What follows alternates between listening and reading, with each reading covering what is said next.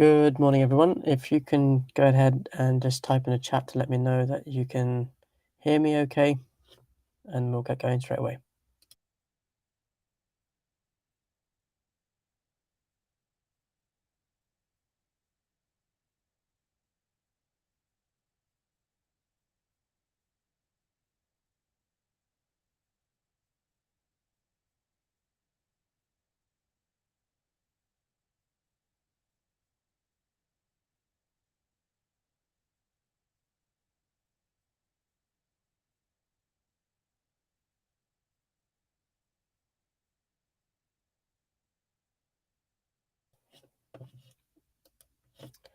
Okay, everyone, let's get started. So today we're going to be looking at physical geography, and in particular, we're going to be focusing on river landscapes. So looking at the river's content, looking at some exam questions, and then taking it from there. Okay, so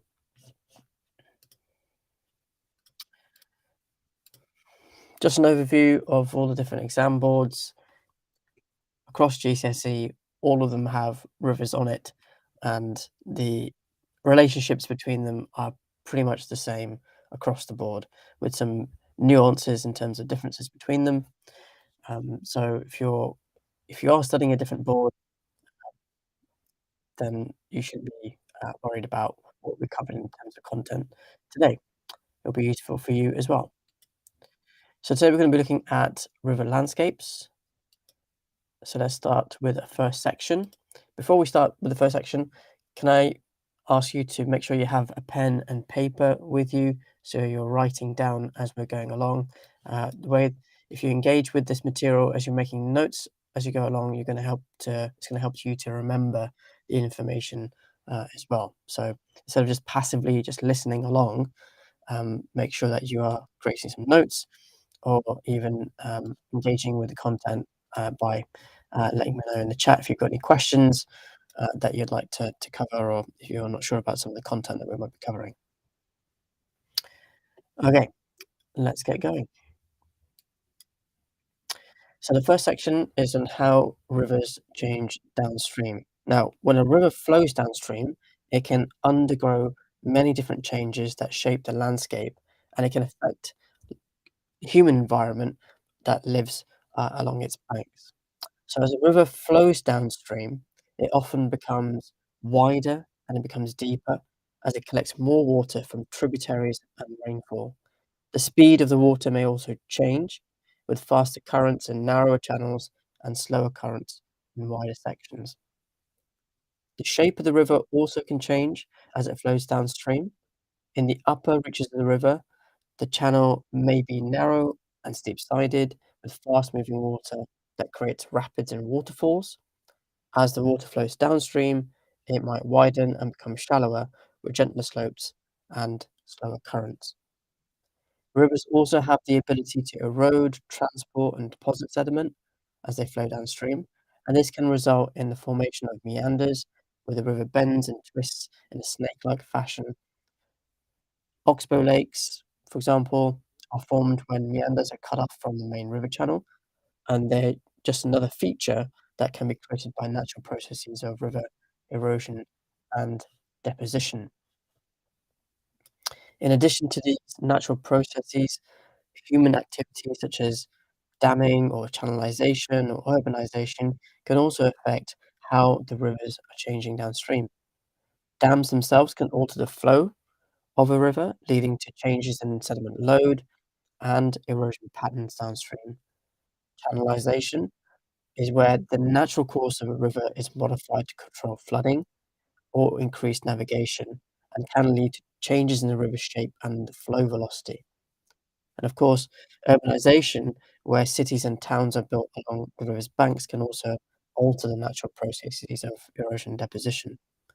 We're going to go on to looking at those a bit later on in the revision session today as well.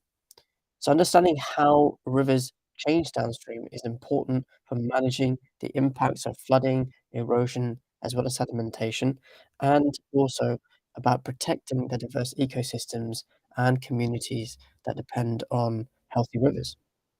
So A drainage basin, which you may have heard of, um, is also a watershed. It's an area of land that collects precipitation and channels it into a river or a lake or a body of water. So imagine you've got you're in your home bathroom, you've got your sink in front of you.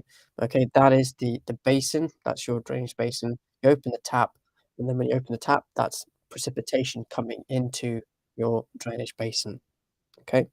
So water can flow through the drainage basin through many different ways. So the first, obviously, you need to have precipitation, as I just mentioned, and this can come in the form of rain, snow, sleet, hail, um, onto the land within a particular drainage basin itself. Now um, that water can infiltrate into the ground, into the soil there, where it can be taken up by plants, or it can be evaporated directly back if it's held by the plants back into the atmosphere through transpiration or evaporation.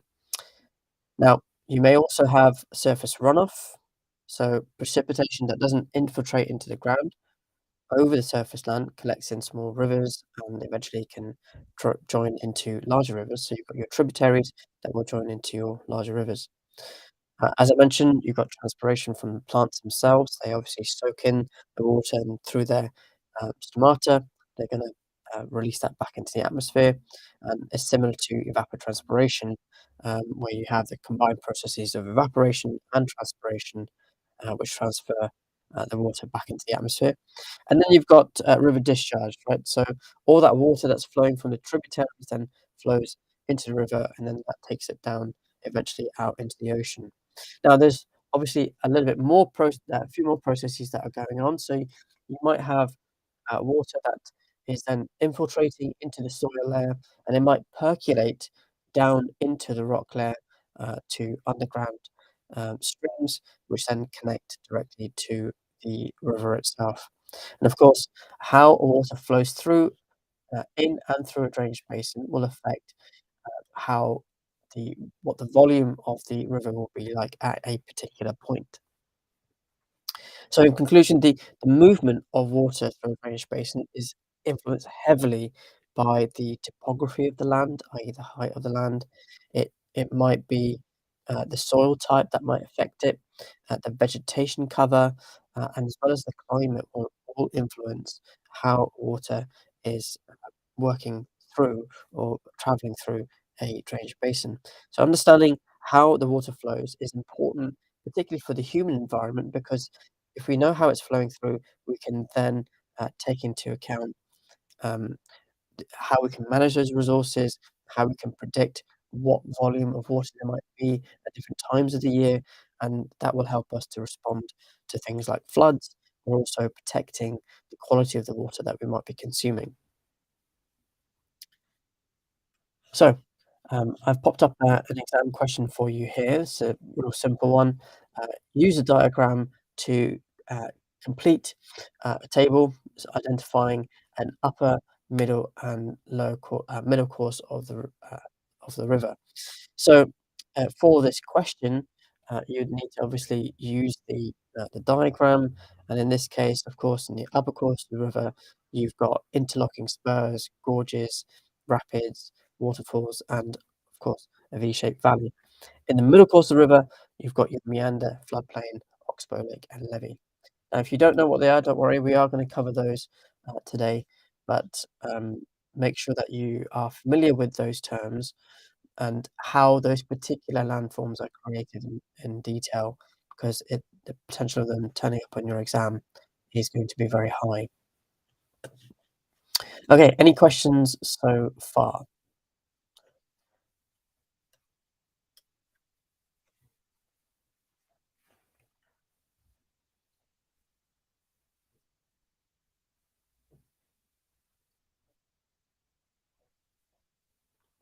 Okay, good stuff. So what we'll do is we'll move on to the next section. So now we're going to look at what are long and cross profiles. And again, this is a technical term. These few technical terms you need to know in detail. So long and cross profiles are very important concepts in the studies of how rivers behave um, as they move through a drainage basin. And a long profile essentially is a it shows the elevation changes along the length of a river. So you've got this diagram in front of you, just taken from an exam paper, and it shows basically how the river's elevation changes from the source up in the highlands down to the mouth when it hits the the ocean. And typically, the long profile will show the gradient of the river or its slope, and the presence of things such as rapids, waterfalls, and other features such as gorges um, that can cause changes to the said elevation. Now, the long profile is divided up into three main sections, and they're known as the upper, middle, and lower course of the river.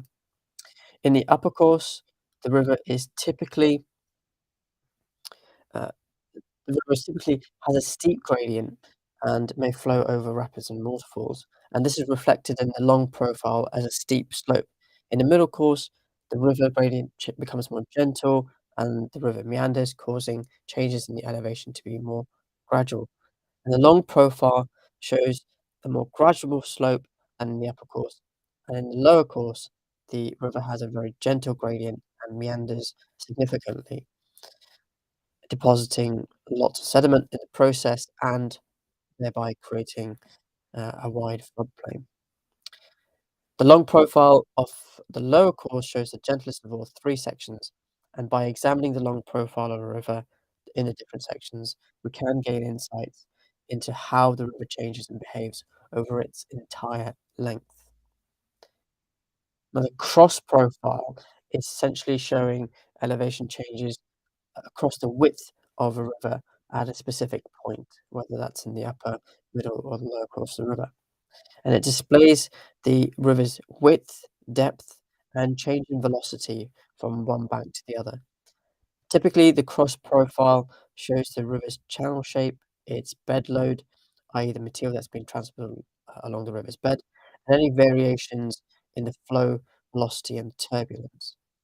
You may have come across something called the Bradshaw model, and that is a good representation of how the what kind of changes you'd be expecting as the river flows downstream from the upper to the lower course of the river. Now, a cross profile is a cross-sectional view of a river taken at a particular point along its course. So the cross profile of a river changes as it flows downstream from the upper to the middle to the lower course of the river. Now, in the upper course of the river, the cross profile typically has a V shape, and this is because the river has very high velocity and it erodes the riverbed and banks vertically downwards, creating a narrow and deep channel with processes such as hydraulic action, abrasion, and solution. The water is often shallow and fast flowing with a rocky and uneven riverbed. In the middle course of the river, the cross profile has a wider, shallower U shape, and this is because the river has lower velocity and erodes more horizontally, i.e., from side to side, through processes such as meandering and lateral, i.e., side to side erosion, creating a wider channel with gently sloping banks. The water is often deeper and slower moving with a smoother riverbed. In the lower course of the river, the cross profile tends to be much wider and flatter, and this is because the river has a very low velocity and deposits large amounts of sediment, creating a broad and shallow channel with gently sloping banks. The water is often deep and slow moving with sandy or a muddy riverbed. You may have seen that yourself if you've ever been to a coastline where you've seen the river meeting the ocean or the sea. You might see that the area might be very, very muddy, and that's the reason why.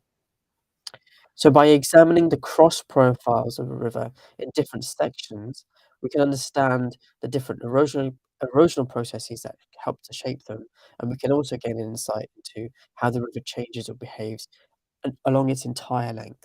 And together, they can provide valuable information about how a river behaves, how it erodes, how it deposits sediment, and how it changes in precipitation or land use and how it affects the surrounding environment. There are these are going to be important tools, particularly using long cross profiles, particularly for people such as engineers or scientists who may be involved in managing the rivers, whether they're building a dam or managing a dam, for example, or a reservoir, and what kind of impacts the long cross profiles might have on them. Guys, make sure that if you're not sure about something as I'm explaining these things through, do ask any questions. Give me a thumbs up from time to time just so that I know that you're listening in, and you're following along. I don't want anyone to feel like, I'm going too fast or anything like that. The other thing is, I am keeping a little summary up here for you, so if you're making some notes as you're going along, then you can use the summary, as a way of, just keeping an eye on, what I'm saying, so that you don't kind of lose track, as well. Okay, so the exam question: with the help of the diagram, describe how the shape of the river valley changes downstream. So for this question, this could be a typical 3 4-mark question exam, and you'd have to talk about how the river changes from a V shape near the source, um, to a broad, flat U shape in the middle to a very flat and wide, near the river's mouth. You also may have to talk about how it has steep sides at the start and a narrow valley floor, which the river occupies, and then further down, the valley is much more lower, gentler sides with wider floors, which gets even wider near the mouth, and the river takes up only part of the valley floor itself. Of course, if you answer this question, you may want to also refer to any specific examples that you may be aware of or may have studied in class too. Okay, let's move on to the next section. What are the key river processes? So rivers are constantly changing and they're reshaping the landscape around them every single day, every single minute. And there are many different processes that can cause these changes to occur. Now, some of these processes are vertical erosion, lateral erosion, hydraulic action, attrition, abrasion, and solution, terms which I hope you've heard of before. So let's go through these in a little bit more detail so you can get a bit of a reminder. So vertical erosion happens when the river cuts down into the ground, deepening the channel, and this is most often in the upper course of the river, where the river has the most energy and is flowing quickly downhill. Over time, the river can carve out steep valley sides, waterfalls, and rapids, and it's sort of shown in this diagram that you can see on the screen. Now, lateral erosion, on the other happens when a river is eroding the banks of its channel, widening over time, and this is movement from side to side, um, horizontal from left to right. And this is most common in the middle and lower courses of the river, where the river has less energy and is flowing more slowly. The river may create features such as meanders, oxbow lakes, and floodplains through lateral erosion. Hydraulic action is the force of the water itself, pushing against the sides of the bed of the river, and this can cause erosion and transportation of sediment downstream. When the water hits the sides of the river, it can cause the rocks to break apart and be carried away. Attrition happens when sediment is carried by a river, collides with other sediment, causing them to break apart and become smaller, and this can happen to both the sediment in the riverbed and the rocks on the bank of the river as well. Abrasion is a process of erosion caused by rocks and sediment carried by the river.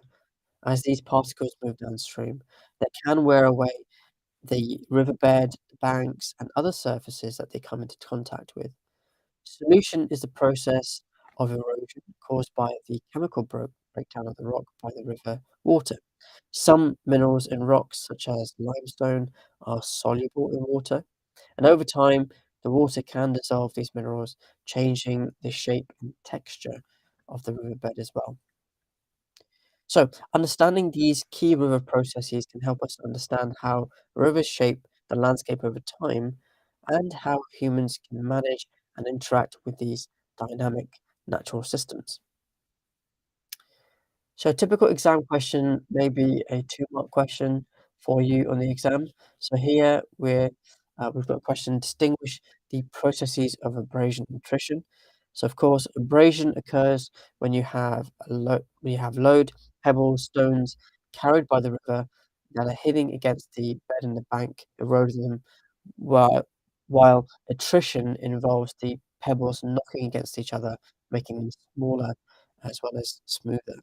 So if you're answering this question, you're gonna refer to both of them in detail, so that, you can get those marks. And often, students tend to get confused between them, so make sure you're not one of those students. Make sure that you've written them out and learnt it, specifically.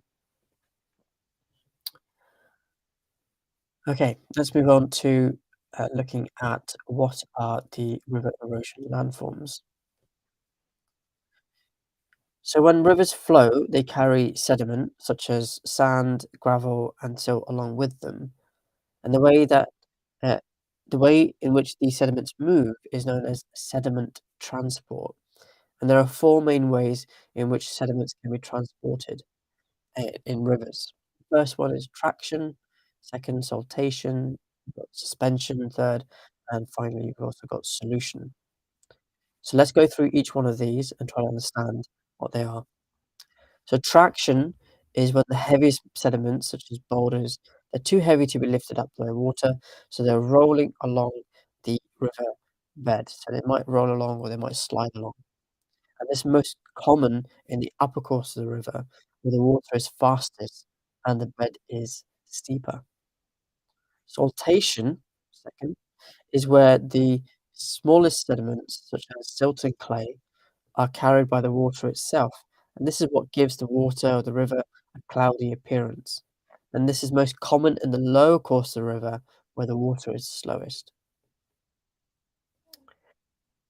Next, suspension.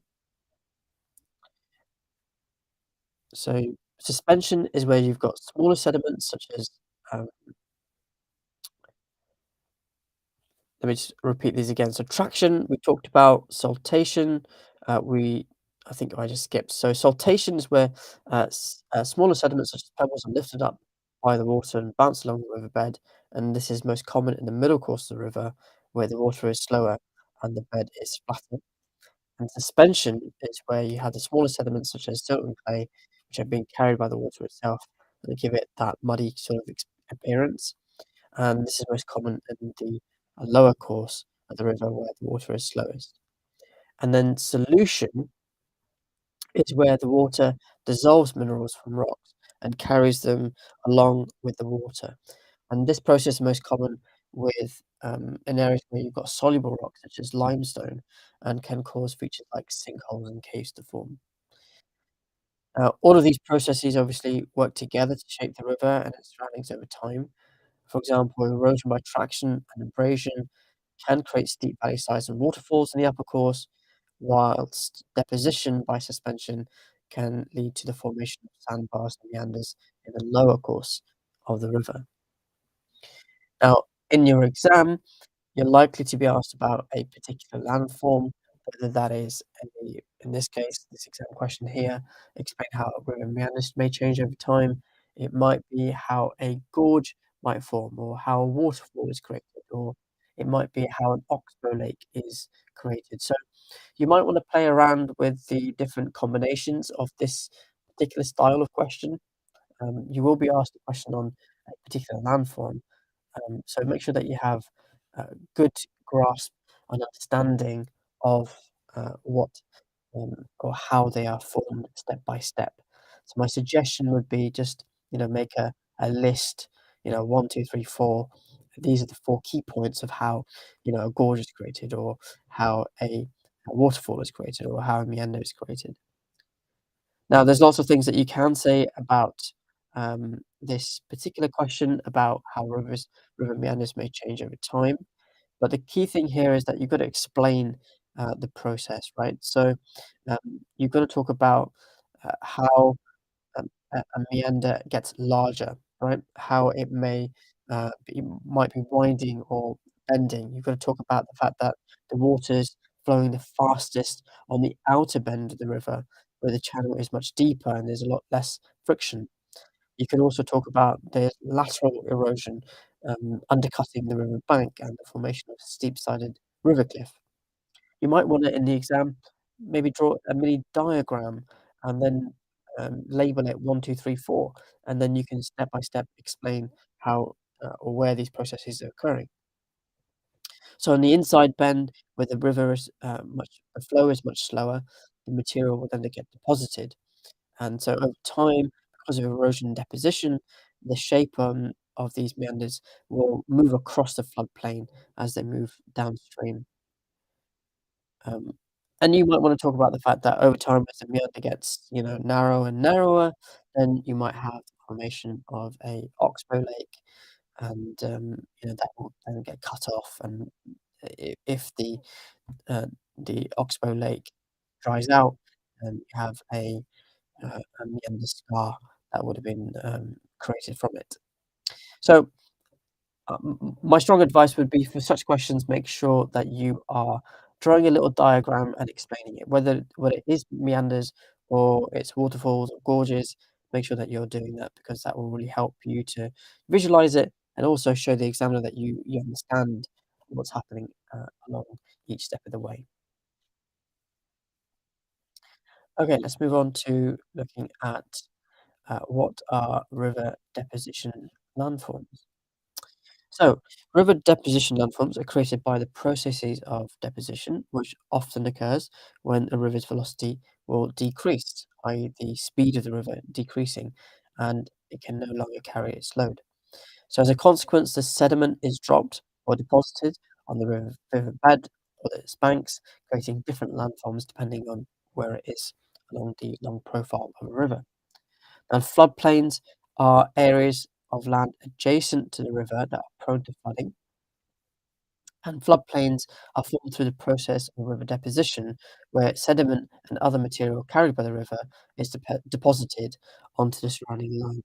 Now, over time, this buildup of sediment creates flat and fertile areas, which is ideal for farming.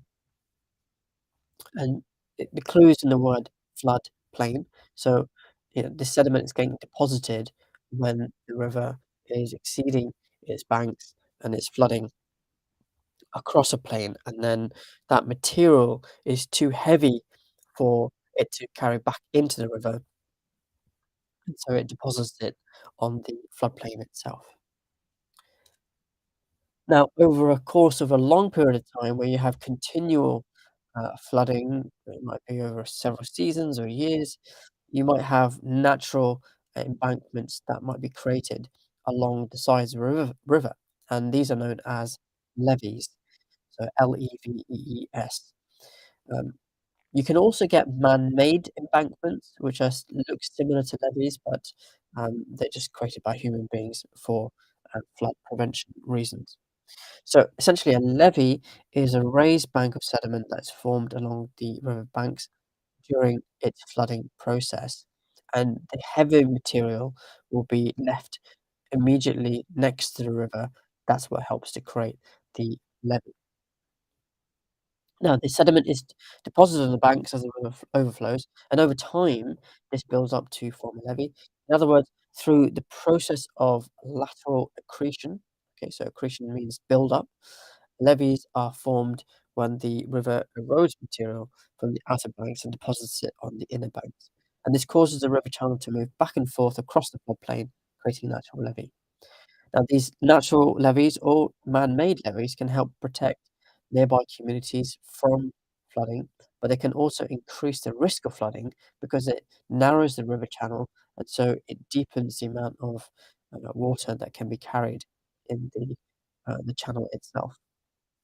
Now, as I mentioned, humans have often built artificial levees to protect flood-prone areas, and The difference between a natural levee and an artificial one is that the artificial ones are typically made of concrete.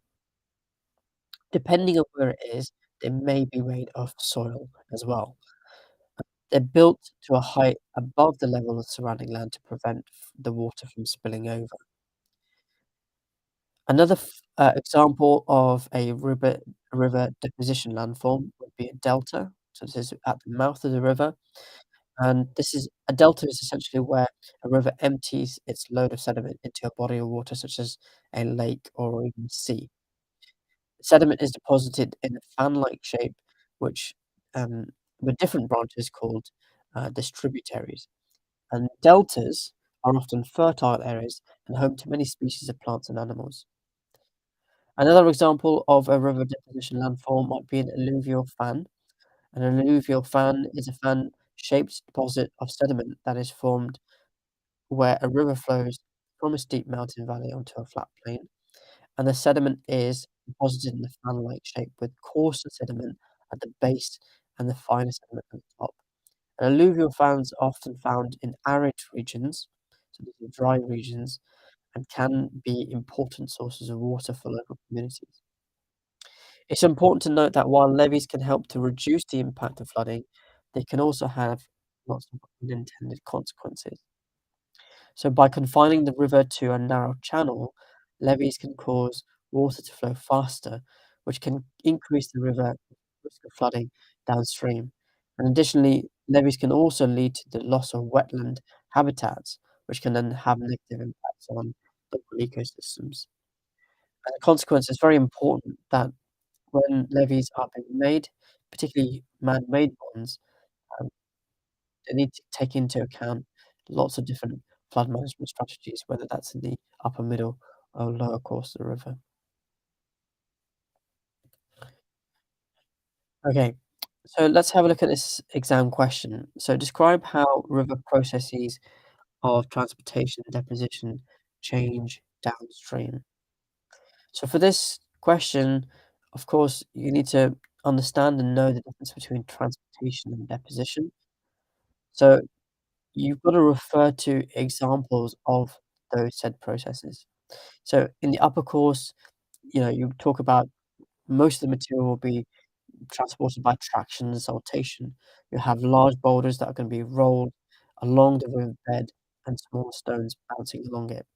Now, as it moves downstream, this will get less. The load size will also get less as it moves downstream. And the difference is that as you're moving downstream, suspension where you have fine silts and clays are carried in the river increases in the middle and lower course of the river. So, and this takes over the main way of transporting the load as it's much smaller. And then a large load is deposited in the upper course, but this is replaced by silts and clays downstream and smaller in size and larger amount is left behind.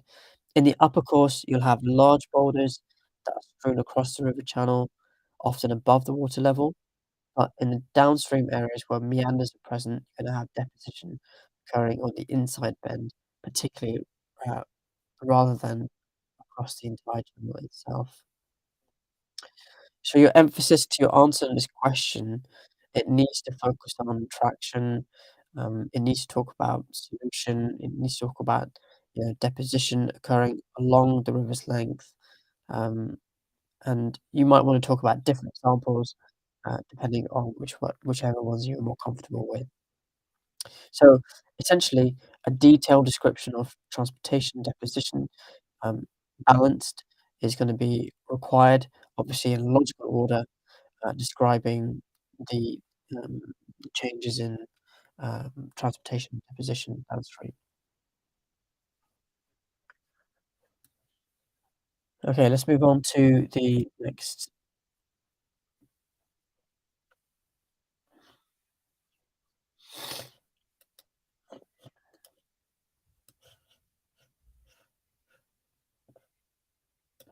Here we go. Hopefully, that's a little bit larger for you to see. Let's take that up a little bit more for you. Losing my okay.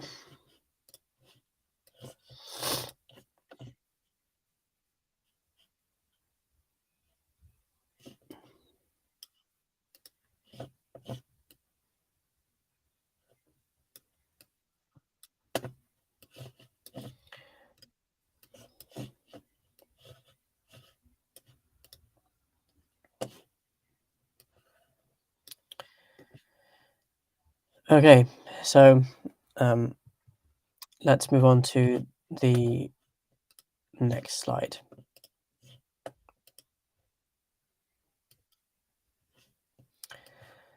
So the river, what are the river landforms along the River Tees? So, depending on, there's lots of different case studies. I've just picked this one because often in the exam they like to refer to high force gorge, um, and it's just an easy one to remember. But depending on where you are in the country, where you are in the world, will determine, which case study you might look at. So in this case, we're looking at the River Tees, for this case study example, and the River Tees is a river in northern England that flows through the counties of County Durham, North Yorkshire, and Teesside before emptying into the North Sea. And the river flows for about 85 miles and has a catchment area of 710 square miles. And it has three distinct courses: the upper, middle, and lower course of the river, each with its own unique set of landforms. So let's go through those step by step. In the upper course of the river, you're going to find that the river is flowing through a steep-sided V-shaped valley. The river is flowing fast flowing and the water is turbulent, which causes erosion on the river bed and its banks. And this erosion results in formation of several landforms, including waterfalls, rapids, and interlocking spurs. One of the most famous landforms in the upper course is High Force, which is in the image that you can see on here, which is a 21-meter tall waterfall which attracts thousands of visitors every year. Now, as the river flows into the middle course, the gradient becomes gentler and the valley becomes wider. Here, the river erodes laterally, causing the formation of meanders, and the meander bends in the river where the erosion occurs on the outer bank and deposition occurs on the inner bank. Over time, the meanders migrate downstream, causing formation of oxbow lakes, which are crescent-shaped bodies of water that were once part of the main channel of the river. And finally, in the lower course of the river is flowing through an area of flat land, and the gradient becomes even gentler. Here, the river deposits its sediment, which causes the formation of river landforms such as levees and floodplains. Floodplains are flat areas of land that are adjacent to the river, and they are often carried in fertile soil that is ideal for farming. Levees are raised banks that run parallel to the river and are formed when the river overflows its banks and deposits them on either sides of its channel.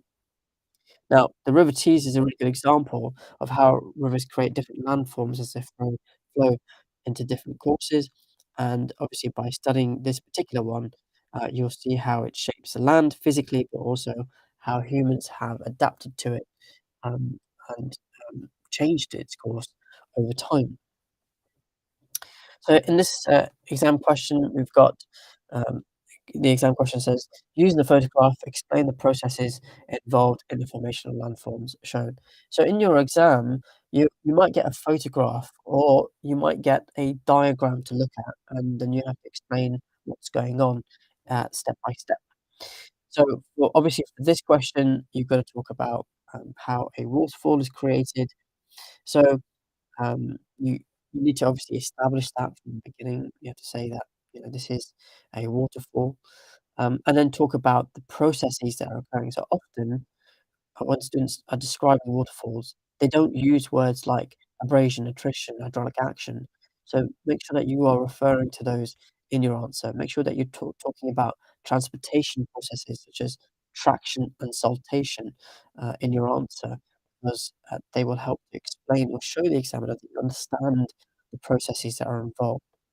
And then, of course, you're going to have to talk about how what are the features of the waterfall. So in this case, you're going to talk about a plunge pool. You're going to have steep-sided valley. You can see that there's a gorge that is completely, obvious in front of you. You've got to talk about the fact that you've got maybe bands of hard rock and soft rock, which are the river is crossing over. Um, the hard rock is on top as the cap rock, and then you have differential erosion as the underlying softer rock is eroded faster than the overlying harder rock via abrasion and hydraulic action.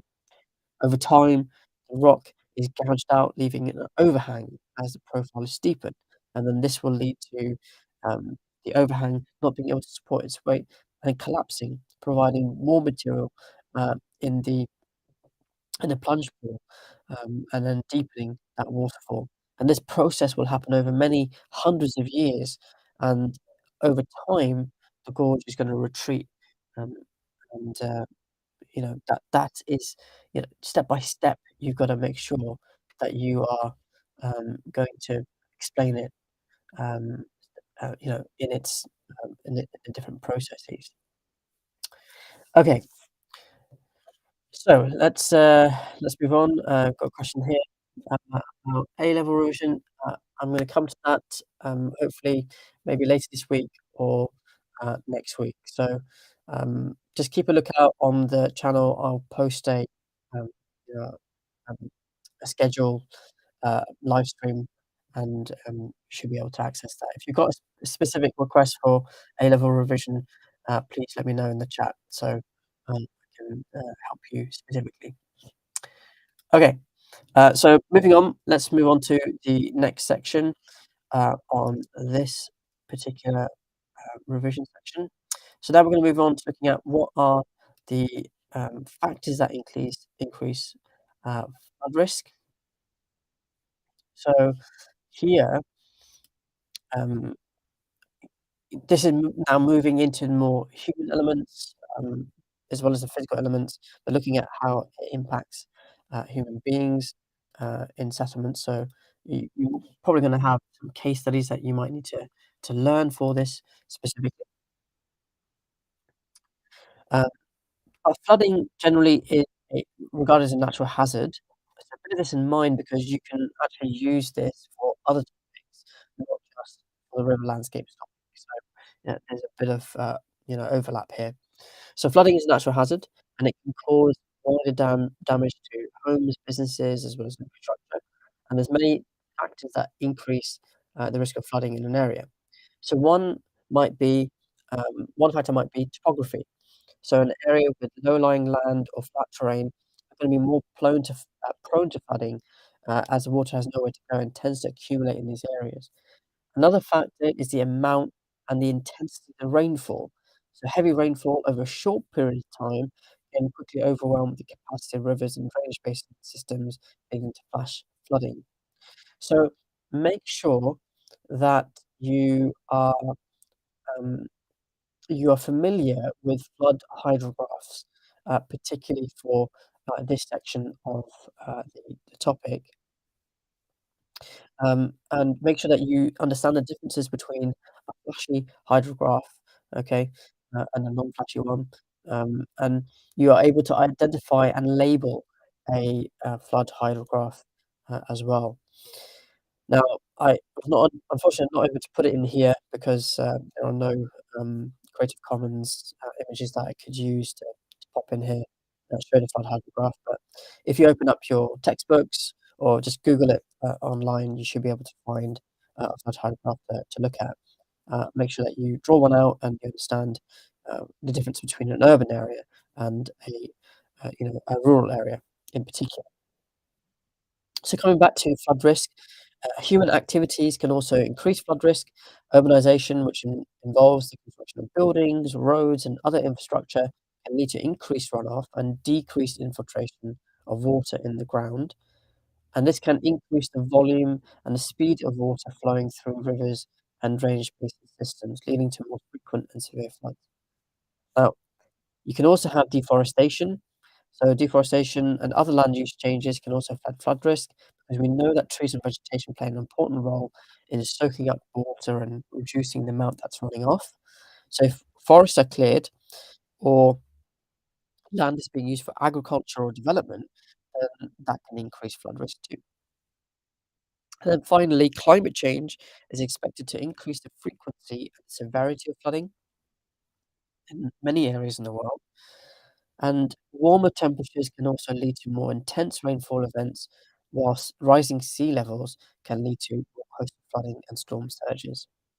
So understanding the factors that are involved in, um, you know, involved in flooding can help us as human beings to understand what we can do to reduce their flood risk, and also put in place things like flood defences, improve drainage basins, as well as avoiding building in prone areas. So let's have a look at this exam question. Explain the factors that affect river discharge. So for this question, you need to obviously refer to specific examples, and obviously use good terminology in your answer. Now, your answer may talk about the fact that you might have a lot of water in the river, particularly if it's in a steep um, upper course of the river. Um, that might cause it to run down quickly due to gravitational pull, before it has time to soak into the soil, and it can reach the river can reach a high amount very, very quickly. Then you might have weather affecting it. So if it's been very dry, the rain will soak into the ground and will be slow to reach the river. Whereas if it's been very wet, then the water will flow over the surface very, very quickly, and therefore tributaries will reach the river very, very quickly. So there's lots of different factors you can talk about. You know, you can talk about rainfall, you can talk about temperature, you can talk about weather conditions, the relief of the land, you can talk about the rock type, whether it's impermeable, permeable, porous, you can talk about land use. So as long as you're referring to these and you're able to explain them, and you can demonstrate to the examiner that you understand what they are, or maybe even talk about the differences in rock type, for example, limestone has joints and bedding planes that provide pathways for the water to go through it. Um, and so the water is removed from the surface and it takes a much slower route to the river. Um, those sorts of things will help to show the examiner that you truly understand the different factors that affect it. So my advice would be, just go back over this video once it's posted, um, on the channel, and you can just recap this, make the notes that you need, um, to help you to write a really good answer to this question. For By the way, all the exam questions that I have covered so far, I've put them in here because you can come back to them and then do them as exam practice. It'd be really, really good for you to do. All of these are actual exam questions. I'm not making these up. So write the questions down, and then what you can do is just write them down, close your textbooks and put everything to one side and try to write your answer. And if you can't write your answer, then you need to go and learn that material. And one way you can do that is by going to your textbook or your notes, whatever. And alternatively, you can also come in here. You can watch the video again, just that specific section, and then write out your notes. And then keep attempting it until you're confident in being able to write at least 3 good points, or on this particular question, to get the 6 marks that you would need. Okay, let's move on to looking at how we can use hard engineering methods uh, to um, to manage flooding. So floods can cause much damage to property, homes, businesses, and infrastructure, and obviously that has not only an impact socially on communities but also economically on society as well. So hard engineering methods are techniques that are involved in construction of physical structures to manage flooding. So here are some examples that we're gonna go through. We're gonna go through 4 or 5. So the first one, most common one, is dams, as you can see in this image here. So a dam is a barrier that is built across a river to store water, and it helps to release it very slowly. And this can help to regulate the water flow and reduce the risk of flooding downstream. Lots of examples of dams around the world. The biggest dam in the world, I believe, is the Three Gorges Dam, which is in China. Levees. A levee is a wall or an embankment built along the banks of a river to prevent flooding um, or flood water from overflowing onto adjacent land, and this can help to direct the water flow and reduce the risk of flooding in itself. So the second example is levees. Third example, straightening. So channel straightening is when rivers become, meandering too much as they're going downstream in the middle course of the river, and this can cause the water to flow very slowly, and it increases the risk of flooding. So if you just chop away those meanders and you just build a straight line and you straighten them, this can help to allow the water to flow down very, very quickly and thereby reduce the risk of flooding. Now, previously we looked at the River Tees, and um, back in the Victorian era, that is exactly what they did. It also not only helped to move the water quickly, it also helped to move transportation up and down the Tees a lot quicker too. Right, next, fourth, flood walls. So they're very similar to levees, but they're vertical barriers that are built along the banks of the river to prevent flooding from overflowing onto the adjacent land. Good examples of that will be along the Mississippi River. The Mississippi was notorious for just flowing in any direction during flooding season and then resetting itself. So the Mississippi, as you see it today, is not the natural flow of the river itself, but actually one that's completely controlled by um, human beings because it was notorious for just continually changing and really wasn't helpful for transportation of goods and services. And then you've also got storm surge barriers, which you're going to find across estuaries or coastal areas to prevent storm surges from reaching inland. So if you have storm surge out in the ocean, then that pushes that water back up the river, and that can cause flooding in inland areas. So hard engineering methods can be effective in managing floods, but they also have lots of negative impacts on the environment. And the other critical thing to remember is that they can be very, very expensive to build. So, for example, the Three Gorges Dam that was built in China is 2.5 kilometers long, with a 400-mile-long lake behind it.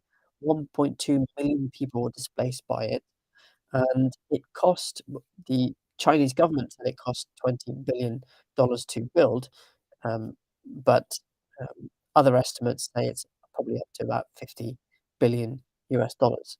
So incredibly expensive. But also you had the issue with the Three Gorges Dam that salmon previously, freshwater salmon, now can no longer go upstream. So that's impacted the um, the biodiversity in the Yangtze upstream. And it's also reduced the amount of silt that gets downstream to the agricultural land, so they actually physically have to dig out the silt from behind the dam and then take it down to the agricultural areas too, and lots of farmers are quite upset through this process because previously it was just natural flooding that helped them to grow crops. So there's lots of issues surrounding it. They're also very expensive to maintain, and you have to maintain them because if they do break, then the consequences can be quite catastrophic. As I believe one Italian dam broke in the early 1950s, and wiped out an entire town, um, devastating consequences. So it's important to make sure that you understand that uh, whenever you are considering building flood management strategies that you look at the hard engineering, but you also look at the soft engineering options as well. So this specific question is saying, explain how flooding can be managed using hard engineering strategies. So a clear explanation of a specific example would be ideal here to get 5 to 6 marks. Now, obviously, I've talked about the Three Gorges Dam, but you may refer to other dams depending on which case studies you might have looked at. So make sure that you have learnt those and the processes involved in making said dam and what impact it had on the river itself to get top band marks. Okay, let's move on to looking at how we can use soft engineering methods and to manage flooding. Now, for this, obviously, the options are very different. So soft engineering means it's things which are often natural processes to help manage the um, to help manage flood events. So wetlands and flood storage areas are natural features that can help to absorb and store excess water during periods of heavy rainfall, reducing the risk of flooding downstream. And wetlands also act as a natural sponge, absorbing and storing the water during floods, and then slowly releasing it back into the river system. Flood storage areas, slightly different. They're man-made ponds or reservoirs, and they're designed to hold excess water during floods, which then can be released back in a controlled manner downstream, and thereby reducing flood risk. Now you also have floodplain zoning, which is one that you should definitely remember, and it's a basic method where you identify areas of land which are at risk of flooding, and you restrict the use of these areas for development. And this can help to reduce the amount of water caused by floods, and as there are fewer buildings and infrastructure in the floodplain to be affected. Another way is through river restoration. So this is a process of returning rivers to their natural state by removing obstacles and restoring natural features such as meanders and wetlands. And this can help to reduce the speed of the river flow and increase the capacity of the river to hold water, reducing the risk of flooding further downstream. Now, the combination of wetlands, flood storage areas, floodplain zoning, river restoration are all examples of soft engineering methods of managing floods, and they help to use nature to reduce the impact of flooding, rather than putting in a barrier which is often made by human beings. Now, another one which is often referred to by students is trees and vegetation. So they obviously absorb rainwater, so afforestation schemes help to stabilize soil, prevent erosion, and also can be very helpful in improving air quality as well. So soft engineering methods in general are significantly less expensive, and they're much more sustainable than hard engineering methods such as building levees or dams, and they also tend to have very few negative impacts on the environment too. An example of a successful soft engineering approach to flood management is a new government scheme called the Thames Estuary 2100 project. And the aim of the project is to protect the Thames estuary from rising sea levels and increase risk of flooding due to climate change by using a combination of both soft engineering techniques such as creating marshes and wetlands, and hard engineering techniques such as building barriers themselves. So here you've got an 8-mark question, which is a very common sort of question on or around rivers. So hard and hard and soft engineering strategies are used to manage flooding. Choose either hard or soft engineering and explain why it is a better strategy.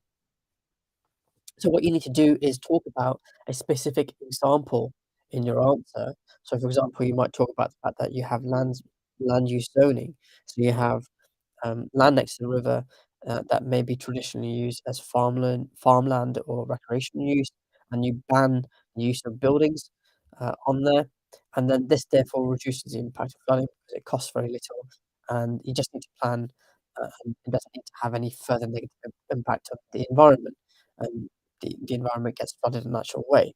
It's also a much cheaper way than creating dams and reservoirs, which then can have a bad effect on the environment over time.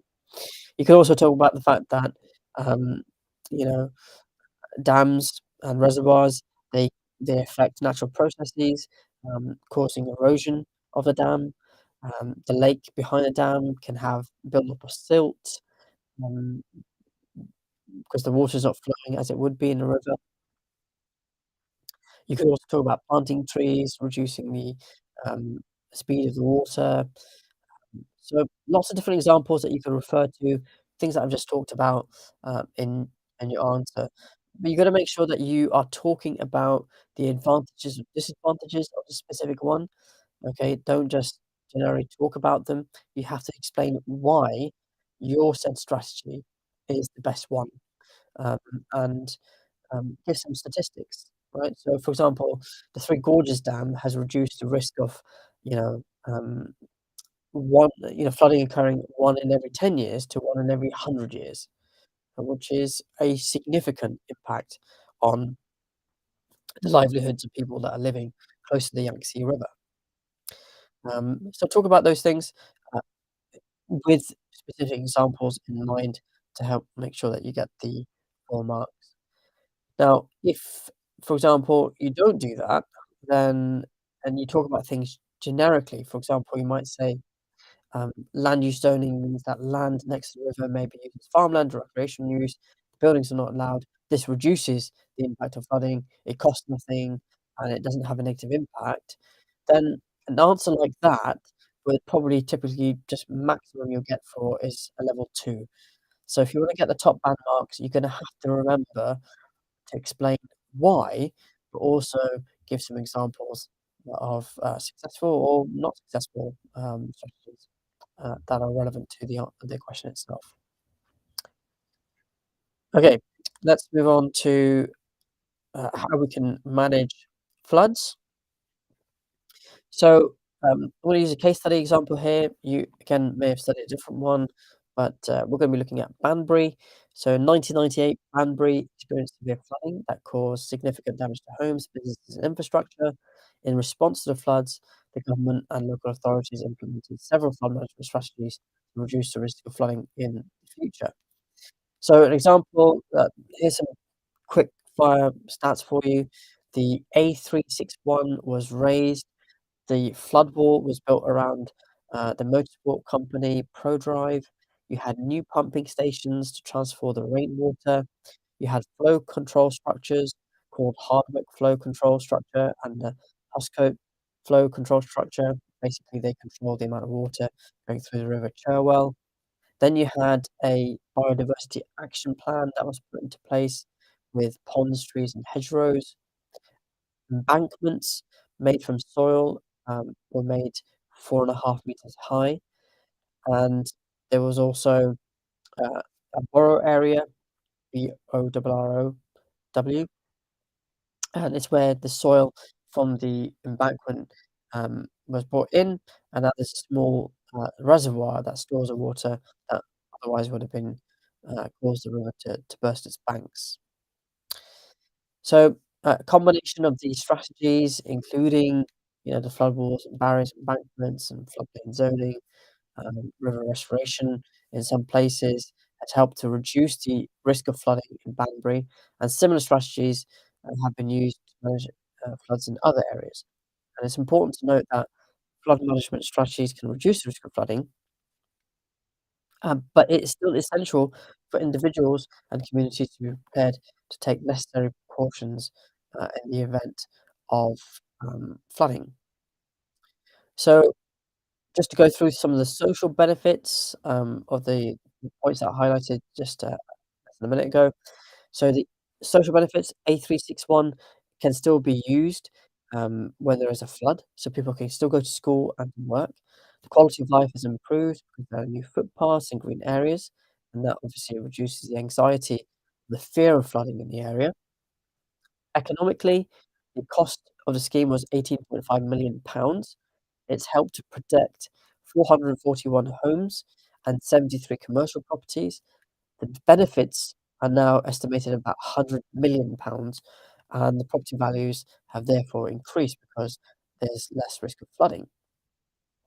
And for £18.5 million investment, that has been a really, a good return economically, not only for the government but also for people living there. And environmentally, 100,000 tons of earth were required to make the embankment, which created the reservoir habitat. The um, the biodiversity action plan created new habitat ponds and trees and hedgerows, and of course, the part of the floodplain will be left to flood if the river levels get too high as well. So a good combination of socio-economic and environmental benefits of the flood management in Banbury. Now, likelihood is that you might get asked a 8-mark question on this. Use a case study to describe the responses, to describe responses to flooding. So in this case, you may refer to um, this specific example, or you might have different examples that you might refer to, depending on whichever one that you've done. Maybe you've done river flooding in Cumbria, or maybe you've looked at river flooding in Bangladesh or Pakistan. Uh, Regardless, whichever one you looked at, you've just got to make sure that you are describing how what was done prior to the flooding, or what was done after the flooding to help prevent it happening in the future.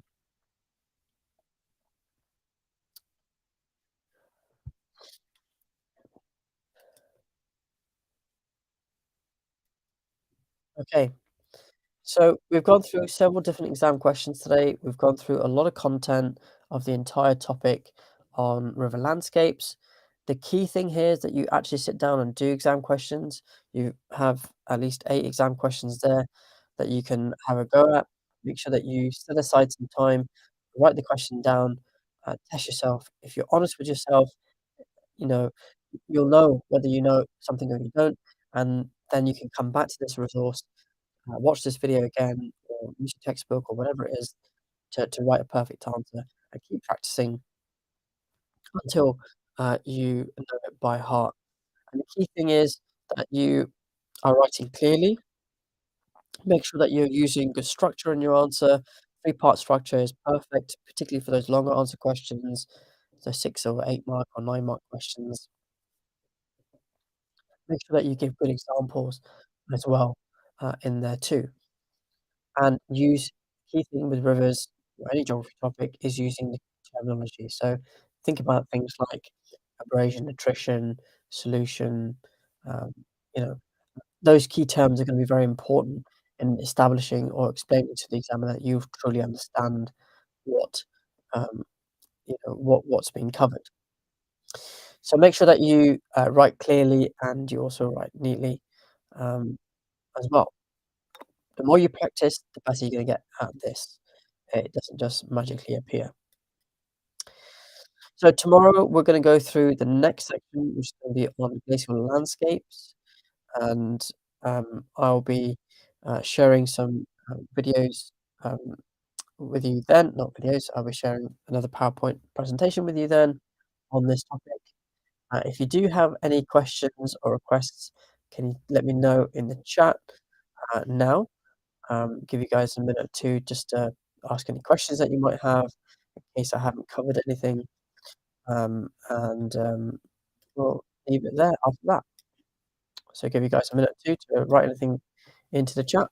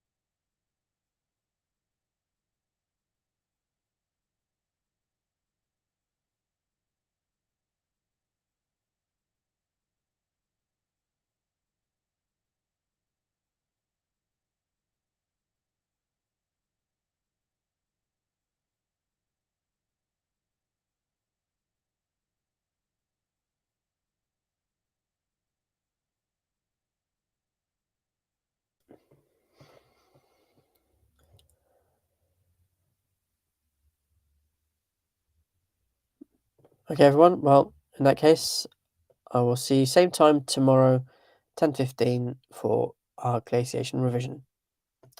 Take care.